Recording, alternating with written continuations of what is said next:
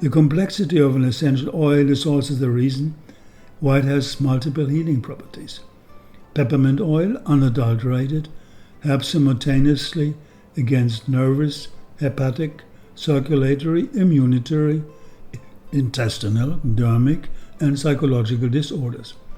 And lavender oil, according to Pierre Franchomme, pioneer in the field of medical aromatherapy, is used effectively against nervous tensions, spasms, insomnia, anxieties, dermatosis, allergies, skin ulcers, infected wounds, burns, disturbances of the heart rhythm, inflammatory processes, hypertension, muscular pain, and other problems.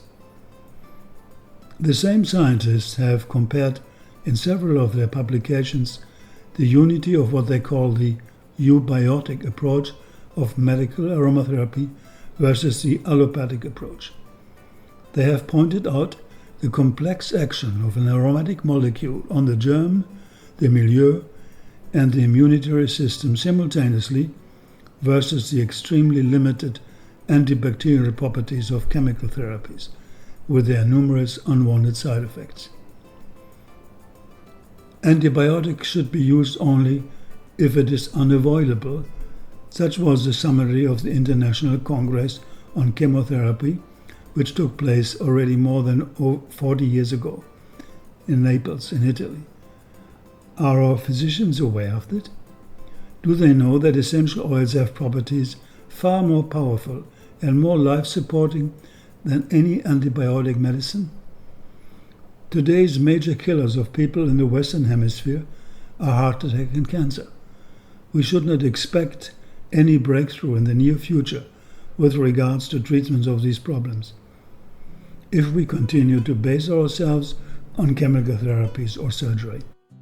On the other hand, knowledge of aromatic molecules associated with dietary changes and stress management will help us substantially in defeating these devastating enemies of human health. Therefore, the new medicine is also about lifestyle, personal growth, spirituality, and not just about replacing some pills or drops by something more natural. There is no ailment without its herb to cure it. Such was the conviction of our forefathers. Mother Nature, with her infinite reservoir of plant life, is hardly known to us. Among the more than 1 million plants on Earth, hardly 20% are described, let alone understood with regards to their specific medicinal properties. Only in recent decades, tentatively, have we recurred to the medicinal knowledge of indigenous tribes and to our own heritage of folk medicine. But what happens then? The scientists, paid by the pharma industry, grab some of the miracle plants, run expensive analysis in their labs over years, and come up with some finding of an active principle, which they try to isolate and then synthesize, not without the idea that only what you create yourself can be patented and will yield the desired profit, of course. Natural medicine cannot be patented. Allopathic medicine can. And some deranged people even try to patent nature, as it happened in recent years in India, where a US company tried to patent the holy neem tree. Can you imagine? And why this sudden upsurge of GMO? And why all these hybrid plants without seeds? It's all about money and creating a network of global dependencies, nothing more. But back to the real things which prevail. Aromatherapy is gaining ground every day. Hundreds and thousands of publications have appeared over the last few decades, praising without end the incredible beneficial effects of essential oils. Pierre Franchomme's book L'Aromatherapy Exactement contains nearly 800 research studies on medicinal plants and essential oils. Some of these findings are absolutely astonishing. A befriended physician in Switzerland told me a while ago that he had cured successfully 28 people from Crohn's disease, a so-called incurable disease, using mainly neroli and verbena oil. When I asked him why he was not publicizing his findings, he answered he had no time for such things, that his patients were needing him more. But many take this time, and they do publicize.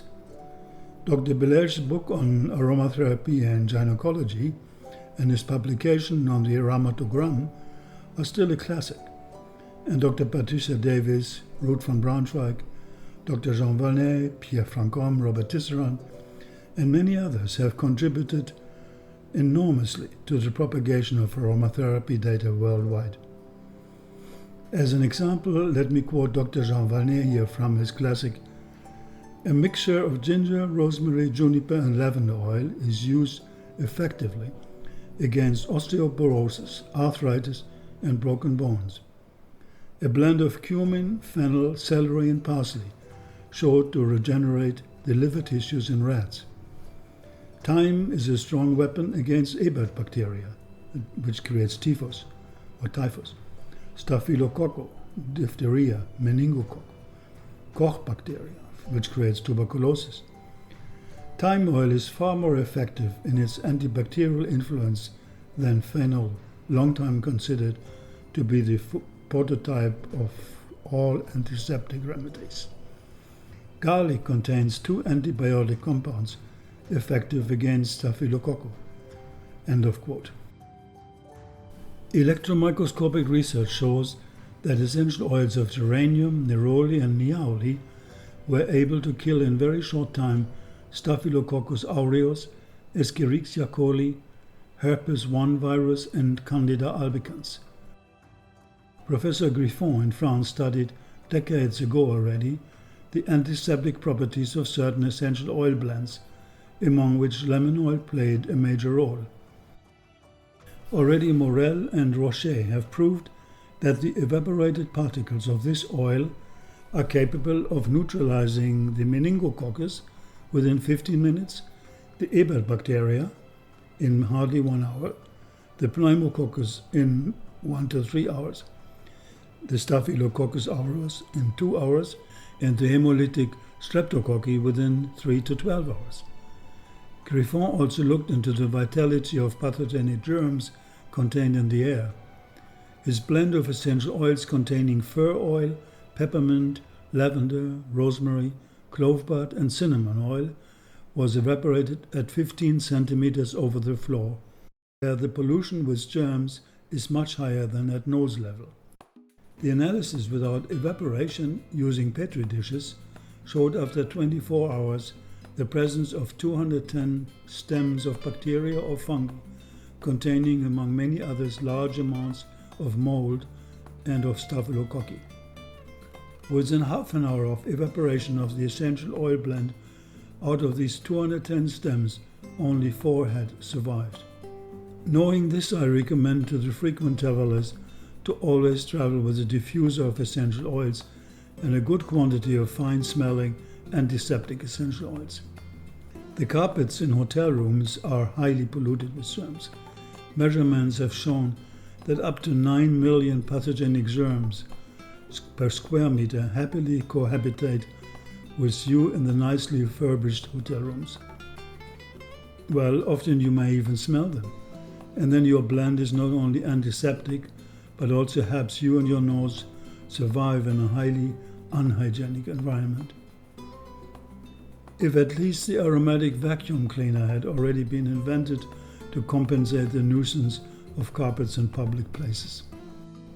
I do not know how many people today are aware of this one fact. We are experiencing a new era of natural medicine as an answer to the failures of modern allopathic approach and of modern lifestyle. It is the organic versus the non-organic, the holistic versus the isolative, the human versus the technochemical. This era leads us to new understandings of health, of environment, social ethics, nutrition, spirit, cosmos. In terms of health, we are entering the era of self-healing. That is one of the reasons why essential oils are having such an incredible success in the world of today. They are easy to use, easy to transport, pleasant in their appearance and odor, practical to give away and to share, and tremendously exciting to experience. And they have the capacity to awaken the shaman, the yogi in everybody of us. Nearly everybody today wants to know more about nature. Everybody has a feeling that there is so much to discover inside outside. This is true science, which comes from the Latin word sire, meaning to know in total. So I dare to make another statement. The new scientists are the ones today who work in the laboratory of their own body-mind, trying to know by themselves. They create health inside and outside of themselves because they rediscover the meaning of balance, of self-care, responsibility, and commitment for the higher goals of human evolution. In short, they mean it to become free. And they respectfully use nature as a partner, not as an element to fight against and to subdue. In terms of health, they are very much aware that, apart from the already existing medical data, there's a lot more to add. Of course, it is good to know sometimes that lavender oil enhances alpha brain waves and rosemary beta waves, but this is more for the sake of proving some informations that the oils truly work. It is actually meant for the skeptics, who at first do not believe that simple nature does work, and so they need hard facts, machine data, so to say. But the best data come from experience. And that is what true medicine has always been.